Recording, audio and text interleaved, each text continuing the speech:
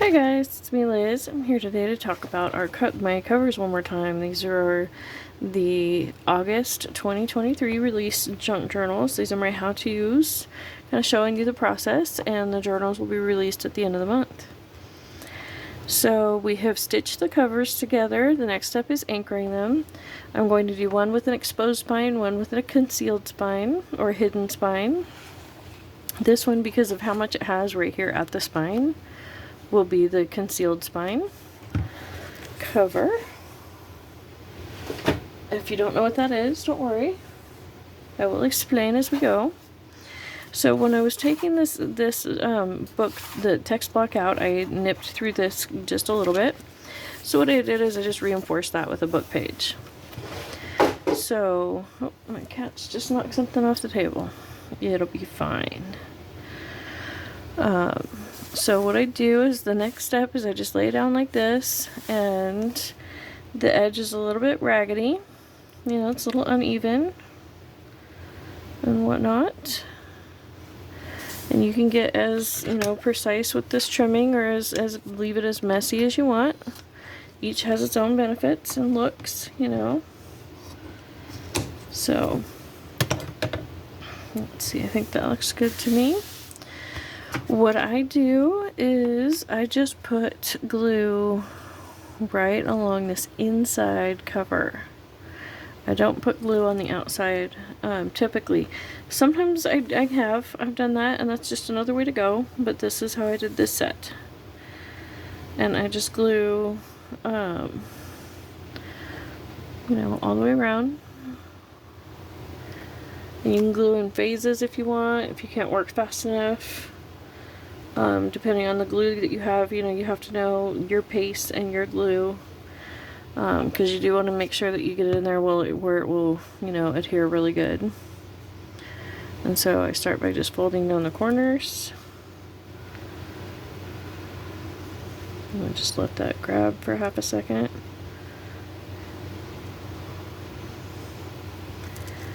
Count to 10, something like that. And then I come in here with my finger on whatever edge I'm about to work, and I will lay it down. And then fold that up. Lay down the glue, you know, knock down the glue so it's not sticking all up. And don't worry if not all the layers are sticking down at this point. Just worry about getting that base layer down. You know, if you have the extra glue that's spooging out and you can tack that other layer down, then that's great. But like I said, don't fret. Okay, and now we're gonna go ahead and do this top edge. Knock that down. And I'm not even worried about the glue necessarily coming all the way to the front edge of the fabric. This is just to, this is the anchoring bit. We'll worry about making it pretty in a minute. This is what's going to hold the cover on, though. So you want to make sure that you have a good amount of glue and a good amount of adhesion on that bottom piece of fabric. Because really, as long as that bottom piece of fabric is anchored in, you know, nothing else is going to fall out or anything like that. Okay, and sometimes, like, see, I've got this bulky piece of lace right here. And so I'm just going to get in there and nip that off. We don't need that on the inside part. There we go. Yep, I'm moving a little slow tonight, so I'm going to go ahead and add just another little thin bit of glue just to make sure I get really good adhesion. Like I said, I really want to make sure that this pink fabric is really anchored in there. It is not going to go. Just roll it on over. Messy fingers and all. I think the best art is created with messy hands. At least my best art is created with messy hands. So, and see right here we've got some thick chunkies because we've got several layers. Don't worry about it. Push it down as best you can. Let it just sit. And it will be fine. Okay. And then we run our finger down this one last bit. Yeah, I need a little bit more glue down here on the bottom.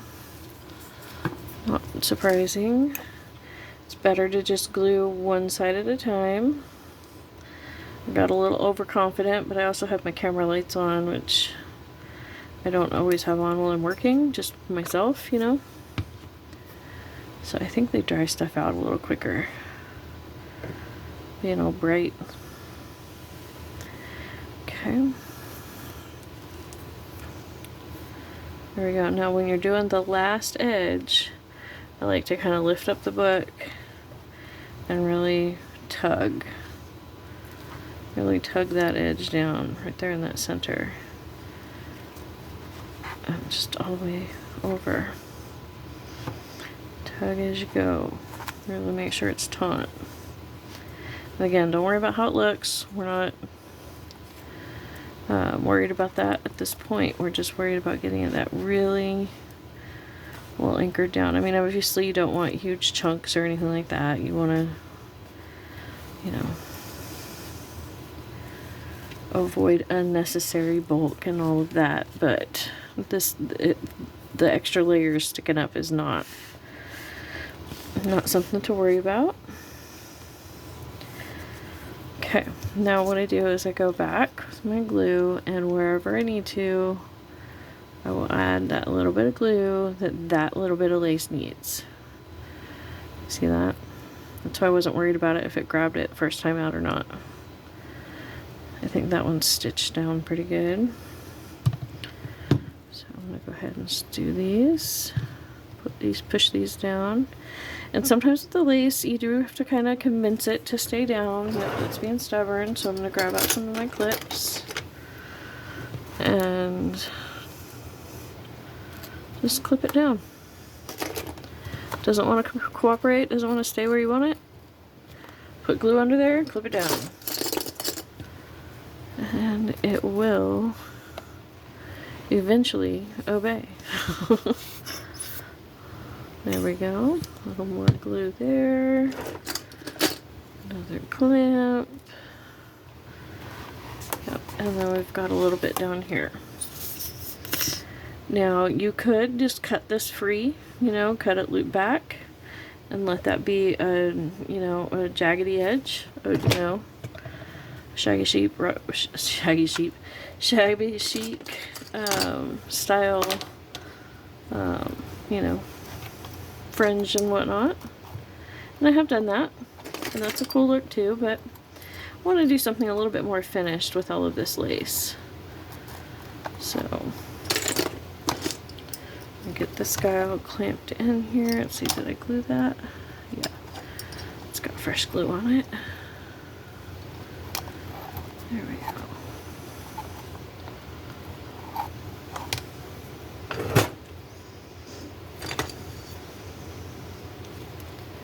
And one more clip, just for good measure. Oh, maybe one more up there too. So, you know, feel free to clip as much as you need to at this stage. You really want this glue to adhere really, really well. So, there we go. And then, after that dries for just a minute, then what I'm going to do is I'm going to take this piece and I'll finesse the corners, you know, fiddle with them, do whatever I feel like I need to do, trim off whatever I need to trim off, whatever, you know, that sort of thing. And I will glue this piece in. Now, in order to glue this piece in, let's see. Well, first of all, okay, that's the back. This is the front. So I have this trim right here. So I want to decide, let's see, which way I want this. I think I want it like this. Like so. And then what I will do is I will start right here at this front edge double checking, you know, my corners, you know, whatever I need to do here, you know, trimming back or just tucking in. And I think I can just tuck that mesh in, and that will be better than trimming it off. There we go. I just kind of hold it there with my fingernail. And then I put a fair dollop of glue because I'm going to spread it out. And I just kind of run that all along the edge here on top of the fabric. The edge of the fabric on top of the fabric. Not all the way out to the edge because I don't want that fabric to go quite all the way out to the edge, but pretty close. And then what I'll do, see, I take my finger and I'm spooging that back, and then I'm just using my fingernail as a clamp. And then I'm just going to take my finger and just, you could totally do this with the paintbrush too, if you don't want to get your fingers goopy. I'm just taking it and brushing the glue, however far in it goes this time, because you really can't over glue on this first bit because it'll just spread, you know, it just spreads that much further back. So, okay, that's holding down good enough by itself. And then we just set this on top of that wet glue. And you want to touch it in, but you don't want to, like, you know, really force it in, because Fabri-Tac is good about not, you know, coming through, showing that fabric, or, you know, that glue line, like on the back of this pink where I used the white glue, and it was, you know, very obvious and dark colored, you know, that phenomena. Fabrifix is good about not doing that, but at the same time, it does still do it on occasion, and, you know, it doesn't hurt to be on the safe side. And then I'll just work my way back from the one short edge, just a couple inches at a time, releasing the clamps as I go. And sometimes putting them right back after I lay down the other layer. I'll grab my rag here and get a little bit of that glue off my finger. There we go. That's probably why a lot of people use glue spreaders and paintbrushes and whatnot. I don't know, I just never seem to quite get the glue to go where I want it to go unless I use my finger. So, that's all there is to it. It's literally all I do, and I just work my way back little by little, and it does, you know, it does take a minute to do it this way with the Fabri-Tac, a little at a time, but I think it's worth it. I got a little bit of glue on the front there. Bummer. That's okay, I'll just have to cover it up with something. I think that'll be fine without the clamp. So when you put the clamp on, that's again one of those times where you can get that bleed through, where it can, you know, look wet and dry and clumpy and all that good stuff, or not so good stuff. Now when I get to the the spine here, I have glued it down really tight. I have also left it loose. I actually prefer to just leave it loose. That way, it just doesn't get bound up and whatnot as it does when you try and glue it down. It stays, I don't know, it just feels a little better, a little looser when you're turning the pages of your book. So just lay that down. Again, just one little section at a time, working as I go, picking off any lint, you know, any stringy thingies that I don't want to be a part of the main project. Take off our clamps. I think we're good at this point. Fabri-Tac does grab pretty quickly, so, which is really nice. So I don't know if you guys really need to sit here and watch me do the whole thing, but I'm going to try and do this side quicker like I normally do off camera. So as I spoot out a whole ton of glue. I highly recommend you take your time though when you're first doing this, first couple times. Do it little by little like I did the first half, and not try and do it like this, where you're just getting the whole thing gluey, and try and do it in one fell swoop. I do not recommend that in the slightest for first timers. You know, you gotta learn your stuff. Learn your glue, learn how fast you work, what works, what doesn't, all those kind of things. And I just think that takes a little bit of time. You gotta practice a time or two before you can, you know, do things the way that somebody who's made, you know, over 100 can do them. If you're making your very first book, even a non-professional, just somebody who's made 100 books for themselves, you know, they're going to be able to make books on a different level than somebody, you know, than the hobbyist who's making their very first one. So there's a little bit of dry spots right here in the center.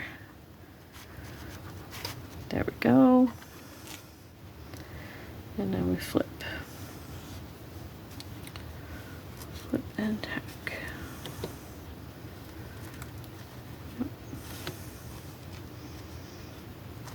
I need to get in there with a little bit of glue because that's right on the spine, which I did not add glue to. That's okay. Totally can. And, you know, if you get real close to this, you can kind of make out a little bit of that map that's underneath it. I don't mind that. You know, that little bit of the old book showing itself.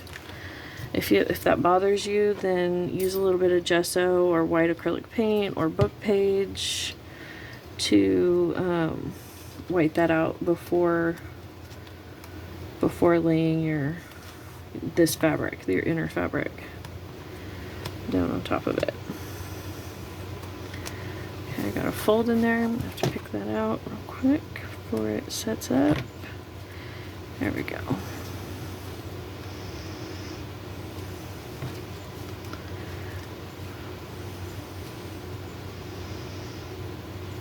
And that's all there is to it.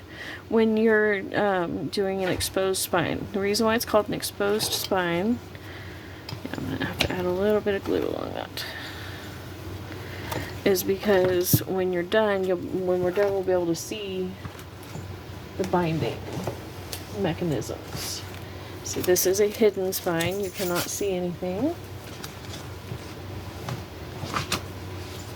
And this is an exposed spine. This is a very fluffy one. You know, you can really see a lot of movement and whatnot in that one. But, excuse me, those are the two differences. This one is going to be the exposed spine, so you're going to be able to see fluffy stuff when we're done. You know, or whatever method, you know, whatever your binding material choice is, you're going to be able to see it. In this case, I'm going to do it like I did the others, where it's very floofy. Now, right in through here, because I didn't before. I don't know why I didn't. I just went in there and with my finger got that glue right in this top and bottom, because even though I don't glue right in through here, you do need to glue this. I guess you don't have to, but I like to. That way you can't see that cardboard. And there we go. So this one is ready to just be left to dry. And I do like to let them dry flat. I do not put any kind of compression on them as though, because again, I don't want to push that glue to seeping through. So there's that. So our next video, we will be playing with those papers and creating our signatures, so that way we can you know, move on. You know, but we've got this cover completely anchored in, glued on, and that is what the front looks like. Here's the inside, and that is the back.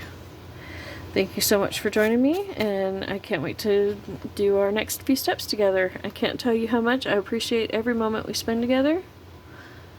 If you're looking for me elsewhere, I do have an Etsy shop, an eBay store, and I'm on Pinterest, and I've got whatever other things I'm doing at the time will be in the links below. Thank you so much.